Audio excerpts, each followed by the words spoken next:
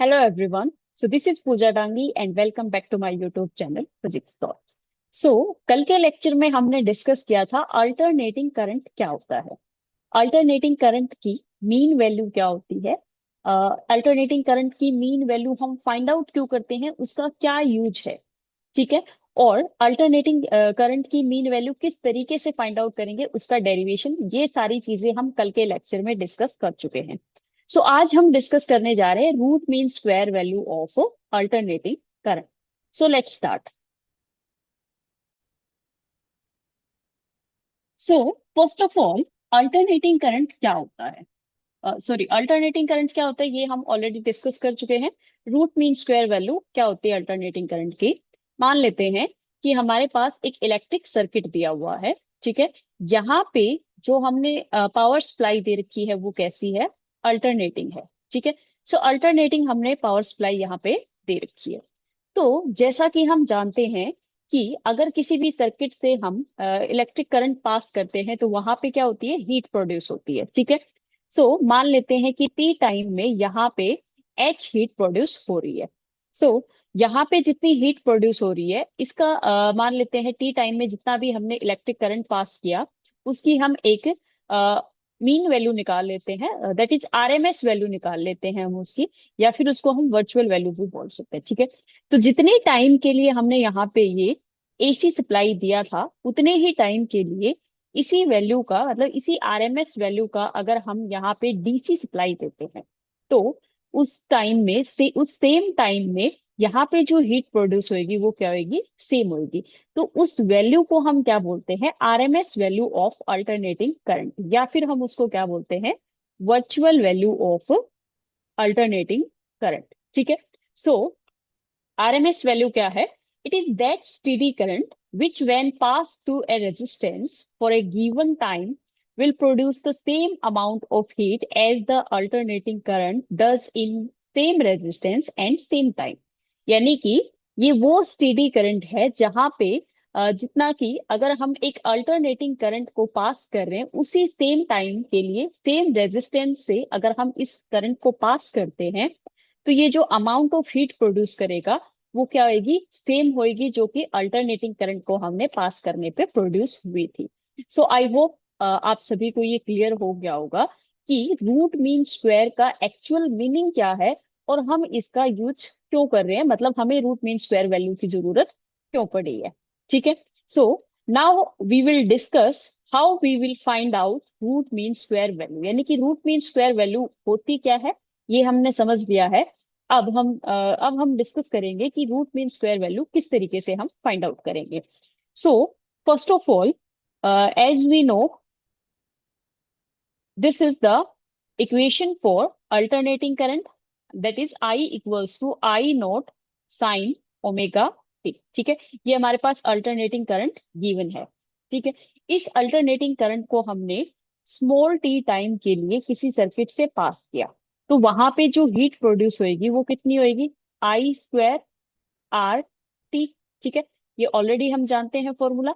सो यहाँ पे जो हीट प्रोड्यूस होती है वो कितनी होती है, आई स्क्वायर आर टी होती है। अब यहाँ पे आ, मान लेते हैं पहले हमारे पास टी टाइम के लिए था। अब अगर स्मॉल टाइम के लिए, that is D T, small time के लिए अगर हम करंट पास कर रहे हैं तो इसमें जो हीट प्रोड्यूस होगी वो कितनी प्रोड्यूस हो रही है, डी एच प्रोड्यूस हो रही है। So D H will be equals to I square R D T. This is equation one. ठीक है। सो ये हमारे पास क्या है, डी एच, यानी कि जो डी टी टाइम में हीट प्रोड्यूस हो रही है वो आ गई है। अब यहाँ पे आई जो है, आई की वैल्यू पुट करेंगे हम। Sorry, this is not equation one. Equation one जो है हमारे पास ये है इक्वेशन वन। ठीक है। सो इक्वेशन वन से हम आई की वैल्यू यहाँ पे पुट करेंगे। D H will be equals to I naught sine omega t, और इसका क्या है, स्क्वायर आर डी टी। ठीक है। यहाँ पे आर क्या है, रेजिस्टेंस। सो ये तो आ गई हमारे पास डीटी टाइम के लिए जो स्मॉल हीट प्रोड्यूस हो रही है। ठीक है। अगर टोटल हीट प्रोड्यूस हो रही है वो निकालनी है हमें तो क्या करते हैं, इंटीग्रेशन करेंगे। इंटीग्रेशन कहाँ से कहाँ होएगा, पहले जीरो हीट थी और टी टाइम में कितनी प्रोड्यूस हो चुकी है हीट, एच हीट प्रोड्यूस हुई, हाँ हाफ साइकिल के लिए फाइंड आउट करेंगे हम। सो T/2 टाइम में कितनी हीट प्रोड्यूस हुई है, एच हीट प्रोड्यूस हुई है। देन जीरो से लेके टाइम कितना हो जाएगा हमारे पास, T/2। ठीक है, जिस तरीके से हम T/2 के लिए कर रहे हैं, हाफ टाइम के लिए, टाइम पीरियड के लिए कर रहे हैं, हम कंप्लीट टाइम पीरियड के लिए भी सेम डेरिवेशन कर सकते हैं। ठीक है, सो यहाँ पे dH का इंटीग्रेशन करेंगे तो ये क्या आएगा, H आएगा।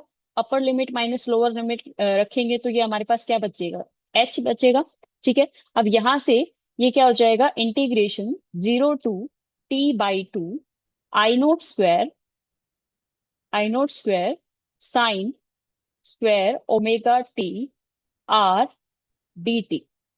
ठीक है, यहाँ पे आर और I0 ये दोनों क्या है, कांस्टेंट है। सो हम इनको इंटीग्रेशन से बाहर ले सकते हैं।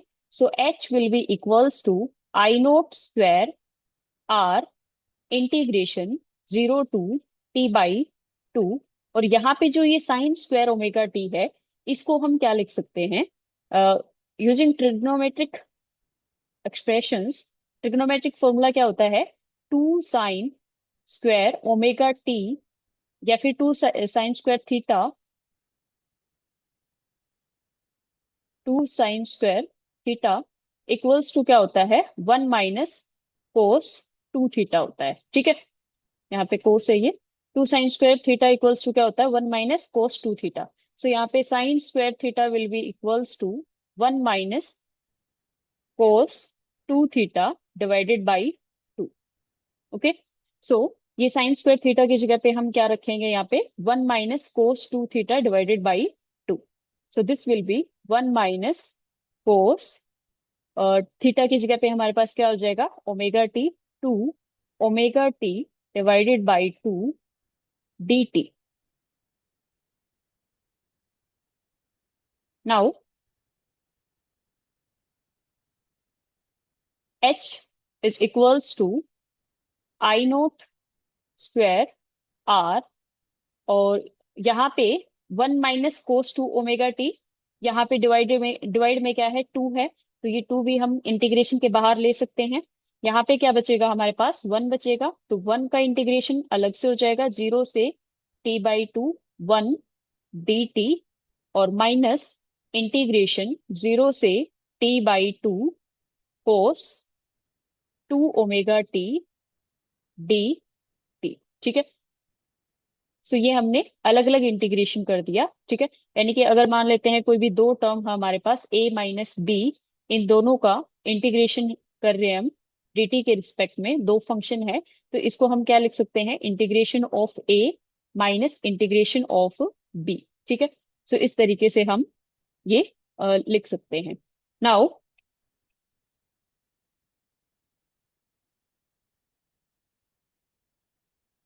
इंटीग्रेशन ऑफ dt क्या हो जाएगा, I0 square R divided by 2, ये हमारे पास कांस्टेंट था।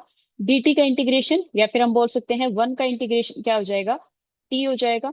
और इंटीग्रेशन कहाँ से कहाँ तक कर रहे हैं, 0 से T/2। ठीक है, -कोस 2 ओमेगा टी का इंटीग्रेशन क्या हो जाएगा, sin 2 omega t divided by 2 omega. ठीक है, ये कहाँ से कहाँ तक हो जाएगा, 0 से T/2। ठीक है, ये डिवाइड में 2 ओमेगा कैसे आया, ये हमने कल के लेक्चर में भी डिस्कस किया था। दैट मीन्स अगर किसी भी साइन फंक्शन का इंटीग्रेशन है, तो अगर यहाँ पे एंगल डायरेक्ट नहीं दे रखा है, तो क्या करते हैं हम, दोबारा से एंगल का डिफरेंशिएशन करते हैं डिवाइड में। ठीक है, सो 2 ओमेगा टी का डिफरेंशिएशन कितना आ जाएगा, 2 ओमेगा आ जाएगा। ठीक है, now we will put limit H equals to I0 square R divided by 2, और t की जगह पे क्या आ जाएगा, T/2 माइनस लोअर लिमिट क्या है, 0, then minus sin 2 omega, 1/2 omega बाहर ले लेते हैं, sin 2 ओमेगा t की जगह पे क्या आ जाएगा, sin 2, और ओमेगा की जगह पे क्या लिख देते हैं, 2 पाई बाई टी, और t की जो लिमिट है हमारे पास वो कितनी है, T/2। ठीक है, ये सबको क्लियर हुआ। यहाँ पे क्या था, 2 था ऑलरेडी, ओमेगा की जगह पे क्या रख दिया हमने, 2 पाई बाई टी रख दिया। ठीक है। और टी की जगह पे क्या है लिमिट हमारे पास, t/2 माइनस साइन, ये तो यहाँ पे जीरो है तो ये पूरा जीरो ही हो जाएगा। ठीक है, तो यहाँ पे टी और ओमेगा ये सब लिखने की नीड नहीं है, तो ये क्या हो जाएगा, साइन जीरो। ठीक है। Now h will be equals to I not square r divided by 2, और यहाँ पे बच गया हमारे पास t/2 माइनस 2 ओमेगा, 1/2 ओमेगा। यहाँ पे क्या बचेगा, 2 से 2 कैंसिल आउट हो जाएगा, 2 से 2 कैंसिल आउट, और t से t कैंसिल आउट हो जाएगा। तो यहाँ पे क्या बच गया, साइन 2 पाई बच गया, और यहाँ पे कितना है, साइन जीरो। साइन 2 पाई की वैल्यू कितनी होती है, जीरो होती है, और साइन जीरो की वैल्यू कितनी होती है, जीरो होती है। तो ये कंप्लीटली हम इसको क्या लिख सकते हैं, ये पूरा का पूरा क्या हो गया, जीरो हो गया। ठीक है। सो हमारे पास h की वैल्यू यहाँ पे कितनी आ गई, h equals to I naught square R divided by 2, और इनटू में क्या आ गया, t/2। ठीक है। So this is the equation number 2।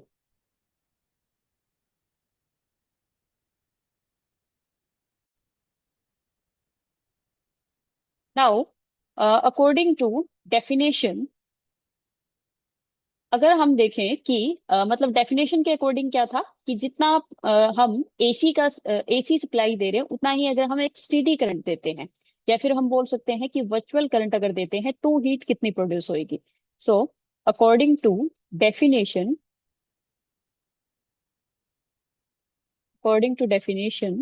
H equals to I V, हम मान लेते हैं स्टेडी करंट जो या फिर जो आरएमएस वैल्यू जो है वो। ठीक है। या फिर इसको हम आई आरएमएस से भी डिनोट कर सकते हैं। सो आई वी स्क्वायर आर, और टाइम कितना है, t/2। ठीक है। सो t/2 के अंदर, t/2 टाइम में अगर हम एक स्टेडी करंट की वैल्यू दे रहे हैं, that is I V current हम सप्लाई दे रहे हैं, तो जो हीट प्रोड्यूस हो रही है वो कितनी है, आई वी स्क्वायर आर t/2। ठीक है। So this is equation number 3। तो डेफिनेशन के अकॉर्डिंग क्या था कि अगर हम एसी सप्लाई दे रहे हैं तो उस टाइम पे जो हीट प्रोड्यूस होगी वो किसके इक्वल होगी, अगर ये स्टेडी वैल्यू हम देते हैं तब जो हीट प्रोड्यूस होती है दोनों क्या होंगी, सेम होंगी। So from equation 2 and 3,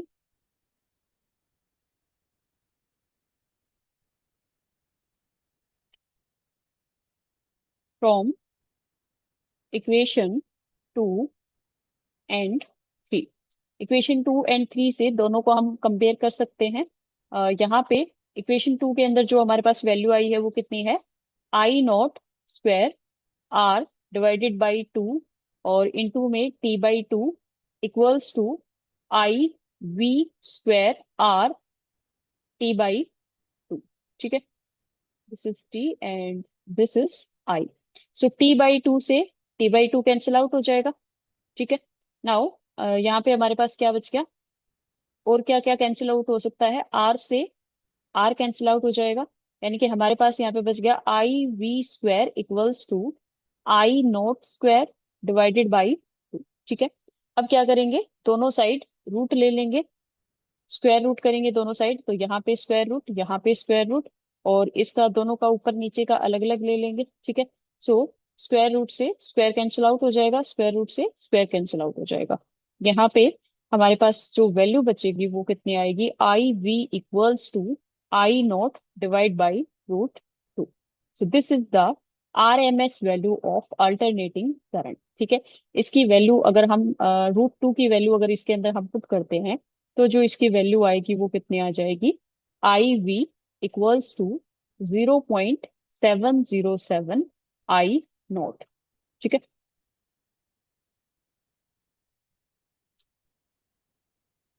0.707 I not, this is the RMS value of alternating current. I hope this is clear to all. अब लास्ट लेक्चर में हमने मीन वैल्यू डिस्कस करी थी अल्टरनेटिंग करंट की, और आज हमने डिस्कस किया है RMS value of alternating current.